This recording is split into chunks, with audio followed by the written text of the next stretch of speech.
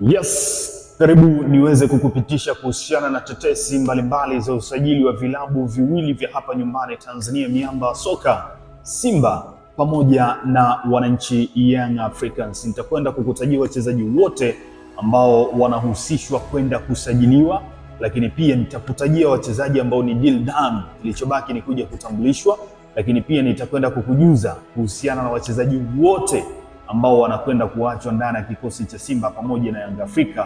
Panga limeshapita, wachezaji wameshaambiwa bye bye baba Jeni, kwa heri ya kuonana. Ni nani na nani?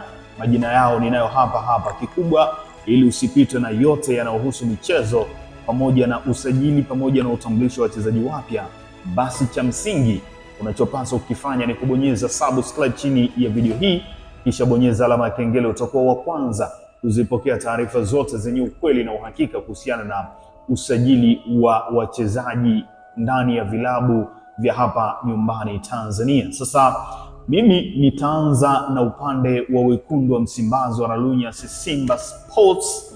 Nani na nani ambao wameachwa na nani wanahusishwa kuweza kusajiliwa, nani na nani ambao ni deal done, kilichobaki ni kwenda kutambulishwa. Sasa tunaanza na wachezaji ambao Simba imeshawaambia kwa heri bye bye baba Jeni, kwa heri ya kuonana. Tunaanza na mchezaji ambaye kimemalizika, kimeeleweka, si mwingine ni Jonathan Soa, nyota kutoka pale nchini Ghana, ambaye alisajiliwa ndani ya kikosi cha Simba akitokea kwenye kikosi cha Singida Black Stars baada ya kuwa na msimu bora, akicheza mechi 13 na kufunga mabao 13. Uongozi wa Simba kuhusiana na mwenendo wake ndani ya Simba haukuwa mzuri kwa mchezaji Jonathan Soa, ambaye mpaka ndoa hii ya Jonathan Soa na Simba inavunjika, Jonathan Soa alikwisha pachika mabao 3 katika mechi takriban 7 ambazo amehusika ndani ya jezi ya mnyama Simba, na kilichomng'oa ni nidhamu yake. Alipewa adhabu pamoja na matazamio ya kuweza kufanya mazoezi na timu ya vijana kwa maana under 20 kule kwa John Raphael Bocco, lakini mwamba amekacha na uongozi umeona kwamba hauna haja ya kuendelea na Jonathan Soa. Kwa hiyo deal done, Jonathan Soa si sehemu ya Simba kwa msimu ujao. Mchezaji mwingine ni upande wa Neo Maema. Huyu ni nyota kutoka Mamelodi Sundowns na rasmi kimeeleweka, uongozi umeshamfungulia milango kwamba msimu ujao hawatakuwa na mipango na matumizi na mchezaji huyu wa kuitwa Neo Gift Maema kutoka pale Afrika ya Kusini, mbali jiunga na kikosi cha mnyama kunako dirisha kubwa. Kwa hiyo msimu mmoja pekee umetosha kwa upande wa Neo Maema kuweza kuitumikia klabu ya Simba. Mchezaji mwingine ambaye uongozi umeshamwonyesha milango ya kutokea si mwingine, anaitwa Alassane Maodo Kante. Nyota huyu ambaye alitambulishwa kunako dirisha kubwa la usajili rasmi, uongozi haujaridhishwa na kiwango chake, wameona wana haja ya kwenda kutafuta mwamba mwingine mbadala ambaye atakuja kuleta performance bora zaidi ya Alassane Maodo Kante. Lakini mchezaji mwingine ambaye klabu ya Simba mpaka sasa wapo kwenye mvutano mkubwa kwelikweli ni kuhusiana na golikipa Musa Pimpini Kamara. Kuna baadhi ya viongozi wanasema Musa Pimpini Kamara aweze kuachwa, na kuna wengine wanasema bado Mamadou Kasali hajaweza kufikia level ile ambayo alikuwa nayo upande wa Musa Pimpini Kamara. Kwa hiyo huyu Musa Kamara ni 50-50, lakini uongozi kwa asilimia kubwa ni kama unataka kumwonyesha milango ya kutokea na unamhitaji Mamadou Kasali aweze kuendelea kuwa golikipa namba 1 ndani ya kikosi cha klabu ya Simba. Kwa hiyo muda na wakati wowote status kamili ya upande wa golikipa Musa Kamara ikiwa tayari, mimi nitakwenda kukujuza, lakini mpaka wakati huu haijafahamika na hajawekwa wazi kwamba Musa Kamara atarejeshwa kundini baada ya urejeo wa Mamadou Kasali Tanja. Sasa hao ni baadhi ya wachezaji ambao ni wamepewa mkono wa kwa heri, na kuna wale ambao wapo katika wakati wa mazungumzo. Lakini nyota mwingine ambaye msimu ujao hatakuwa ndani ya kikosi cha Simba ni Captain Shomari Salum Kapombe, mwamba ambaye mkataba wake rasmi na klabu ya Simba unatamatika mwishoni mwa msimu huu, kwa maana tarehe 30 ya mwezi huu wa 6 Shomari Kapombe atakuwa anamaliza mkataba wake ndani ya Lunyasi Wekundu wa Msimbazi, klabu ya Simba. Kwa hiyo viongozi wameshamtafuta mbadala wake. Huyo mbadala nitakwenda kukutajia majina ya wachezaji ambao wanahusishwa kusajiliwa na wale ambao tayari wameshasajiliwa ndani ya kikosi cha Simba. Utamjua, je, anafaa kuweza kuziba pengo la Shomari Kapombe ama unaona bado hatoshi? Hao ni nyota ambao wanaachwa ndani ya kikosi cha Simba. Sasa tuende kwenye wachezaji ambao wanahusishwa kuweza kusajiliwa, na kuna wengine ni deal done. Kilichobaki ni kuweza kutambulishwa tu ikifika kipindi cha kuwatangaza. Mchezaji ambaye shughuli imemalizika ni Saleh Karabaka. Huyu ni nyota ambaye uongozi wa Simba umesema na kukubaliana na umewapa kambi ya JKT Tanzania taarifa ya kuwa wana mahitaji mchezaji Saleh Chazi Karabaka kuweza kurejea kwenye kikosi cha Simba. Awali walimtoa kwa mkopo aweze kuelekea JKT Tanzania. Baada sasa ya performance bora sana ya Saleh Karabaka msimu huu, uongozi umekubali kuweza kumrejesha tena kundini. Kwa hiyo msimu ujao Saleh Chazi Karabaka atavalia tena jezi ya mnyama Simba. Mchezaji mwingine ambaye klabu ya Simba imeshamalizana naye, kilichobaki ni kuja kumtambulisha, anaitwa Ramadhani Salum Ramadhani maarufu kama Chobwedo kutoka kwenye kikosi cha TRA United, na huyu anacheza eneo la winga ya kulia na kushoto. Tumemshuhudia akiwa ameshika hatamu katika kipindi cha miezi kama 2-3 kuanzia mwezi wa 2, wa 3 na wa 4 mpaka wa 5. Hapa alikuwa ameshika hatamu na kugonga vichwa vya habari mbalimbali kuhusiana na namna ambavyo amekuwa na performance bora. Sasa uongozi wa Simba ukaamua kupita naye. Kwa hiyo Ramadhani Chobwedo, miaka 2, mwamba kutoka Arusha, huyo amekwisha kusinya kandarasi kuitumikia klabu ya Simba, na muda na wakati wowote usishangae anakwenda kutambulishwa ndani ya jeshi la Steve Barker. Mchezaji mwingine ambaye shughuli imeeleweka si mwingine, anaitwa Kevin Nation Naftali kutoka kwenye kikosi cha Singida Black Stars, ingawa kwa sasa anatumikia kwa mkopo kwenye kikosi cha Pamba Jiji kutoka pale jijini Mwanza. Kwa hiyo huyu anacheza eneo la kiungo cha ukabaji, lakini pia na uwezo wa kusogea eneo la kiungo cha namba 8 kwa maana kuichezesha timu. Na huyu uongozi wa Simba umejaribu kuzungumza naye na kila kitu kimekamilika. Kilichobaki ni mambo yaweze kutambulishwa kwamba Kevin Nation ni mwekundu na mweupe.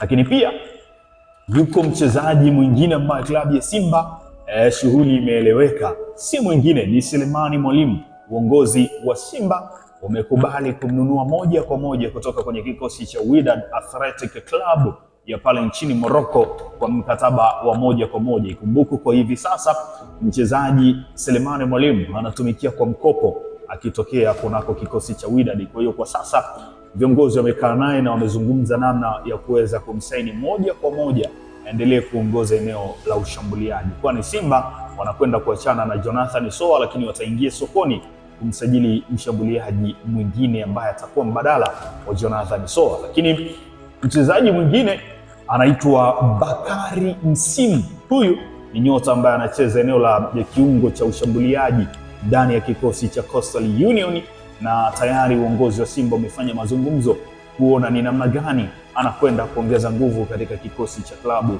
ya Simba. Kwa usishangae msimu ujao wa 26-27 nyota Bakari Msimu kutokea viunga vya Coastal Union Wagosi wa Kaya akitangazwa ndani ya kikosi cha Lunyasi Simba Sports kwa ajili ya kuitumikia Simba. Lakini nyota ambaye nilikwambia ndiye mbadala wa Shomari Salum Kapombe anaitwa Nathaniel Chilambo. Huyu uongozi umekwisha kuzungumza naye na amesha saini mkataba awali kwa ajili ya kuitumikia klabu ya Simba kwa msimu ujao, na anatokea kwenye kikosi cha Azam FC. Na ikumbukwe Nathaniel Chilambo amekuwa na wakati mgumu kupata nafasi mbele ya mchezaji wa kuitwa Lusajo Elkaga Moikenda kutoka kwenye kikosi cha Azam FC. Sasa Simba imeona kwa umri alionao Nathaniel Chilambo ni wazi anafaa kuweza kuitumikia klabu ya Simba na kuchukua nafasi ya Shomari Kapombe ambaye anamaliza mkataba wake ndani ya kikosi cha klabu ya Simba. Hiyo ndo status kamili ya wachezaji ndani ya kikosi cha Simba ambao wanasajiliwa, waliosajiliwa na wale ambao wanaachwa. Sasa wewe utaniandikia comment katika uwanja wa comment kwamba nani unamuona kwenye listi hii hayupo na hafai kuweza kuendelea kusalia ndani ya kikosi cha Simba. Unamuona mchango wake ni mdogo kweli kweli, lakini mchezaji gani amesajiliwa na umemuona kwenye listi hii unaona kabisa huyu hana quality ya kwenda kuisaidia klabu ya Simba katika namna ya kiwango chake ambacho ameendelea kukionyesha? Lakini pia usisite kuniambia katika uwanja wa comment mchezaji gani umemwona kwenye listi ya kuachwa na unaamini huyu hastahili kuachwa, kwani bado unamuona anaweza akawa msaada mkubwa kwa ajili ya kuitumikia klabu ya Simba. Shusha comment yako hapo ukihusisha upande wa klabu ya mnyama Simba. Lakini kwa sasa tunawaangazia wananchi Dar es Salaam Young Africans, mabingwa watetezi wa ligi kusoka Tanzania bara. Nini na wao wanakwenda kukifanya katika eneo la usajili? Sasa nitaanza kukutajia majina ya wachezaji wa Young Africa ambao wanakwenda kuachwa na wameshafunguliwa milango ya kutoka. Mchezaji wa kwanza ndani ya kikosi cha wananchi Young Africa anaenda kuachwa, anaitwa Buba Jammeh. Tayari uongozi umekwisha kumpa taarifa kwamba msimu ujao hatovalia tena jezi ya wananchi Young Africans kutokana na kiwango ambacho amekionyesha katika dirisha dogo mpaka hivi sasa alipokuwa amejiunga na kikosi cha Young Africa. Kwa hiyo Buba Jammeh ni baba Jen, hatokuwepo tena msimu ujao ndani ya viunga vya Twiga na Jangwani. Mchezaji wa pili ambaye Young Africans wameshazungumza naye kwamba hataendelea kuwa naye ndani ya squad hiyo anaitwa Frank Asink. Ikumbukwe Frank Asink alichukuliwa kwa mkopo kutoka kikosi cha Singida Black Stars, lakini mambo yameonekana ni magumu kwenye kikosi cha Young Africans. Amekuwa na performance ambayo hairidhishi viongozi, hivyo wamemfungulia mlango wa kutokea. Mchezaji wa tatu kuachwa ndani ya kikosi cha Young Africans anaitwa Mohamed Damaro Kamara, nyota ambaye pia alichukuliwa kwa mkopo ndani ya kikosi cha Singida Black Stars kunako dirisha dogo la usajili na akimudu katika eneo la kiungo cha ukabaji. Young Africans viongozi hawajaridhishwa na performance yake. Ameonekana ni mchezaji ambaye muda na wakati wote analamba tu kadi na anacheza sana rafu, hivyo viongozi hawajashawishika na kiwango chake. Wameamini wanahitaji kumtafuta mchezaji zaidi ya Mohamed Damaro kwa ajili ya kwenda kuongeza nguvu ili aisaidie Young Africans kimataifa pamoja na ligi ya hapa ndani. Mchezaji mwingine ambaye Yanga wanakwenda kuachana naye ni mwamba kutoka pale nchini Angola, anaitwa Laulindo Aurelio Gerson Dep.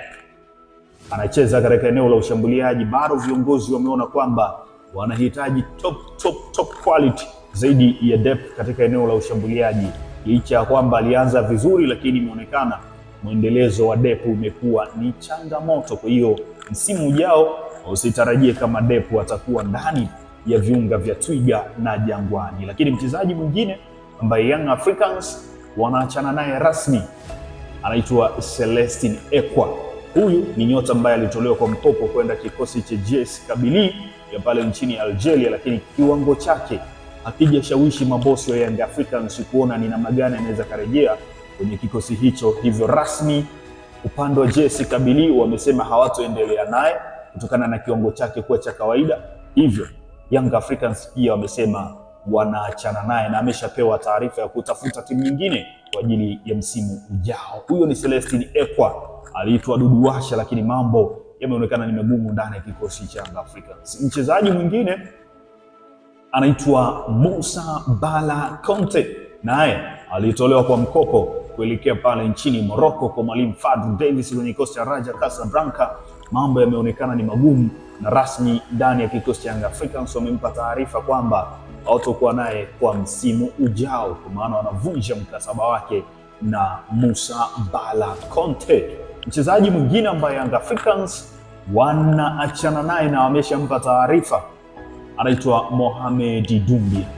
Huyu ni nyota ambaye alisajiliwa akitokea barani Ulaya kujiunga na kikosi cha Young Africans na ni raia wa Ivory Coast, wakiamini ndiye namba 10 mrithi wa Stefan Aziz Ki, lakini mambo yameonekana ni magumu ndani ya kikosi cha Young Africans na akatolewa kwa mkopo kuelekea pale Afrika ya Kusini, lakini bado hajashawishi viongozi kuona ni namna gani wanaweza kumuongezea wakamrejesha kundini. Hivyo Mohamed Dumbia hatakuwepo tena kwenye kikosi cha Young Africans kwa msimu ujao.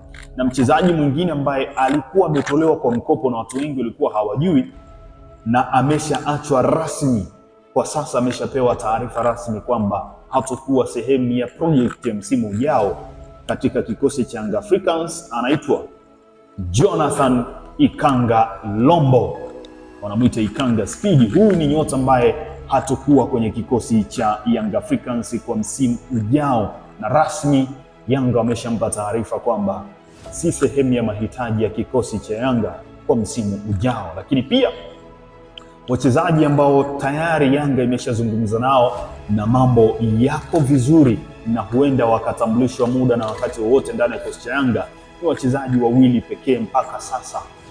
Mchezaji wa kwanza ni Stefan Aziz Ki, wanamuita Master Key, amesharejeshwa kundini na mazungumzo yanaenda vizuri na yuko hapa Tanzania baada ya mambo kuwa ni magumu pale nchini Libya, ikielezwa kwamba anafanyiwa masuala ya ubaguzi na hana furaha kwenye kikosi pale nchini Libya, na hiyo ilikuwa ni baada ya kuondoka kwenye kikosi cha Wydad Athletic pale nchini Morocco akaelekea Libya, lakini mambo yamekuwa magumu kule kwenye kikosi cha Libya na amerejea Tanzania, na muda na wakati wowote Yanga watakwenda kumtangaza kirejea kuchukua ile nafasi ya namba 10 ambayo ilionekana haina mtu ambaye anaimudu baada ya Mohamed Dumbia kuwa ameshindwa kumiki yale mahitaji ambayo Yanga wanayahitaji.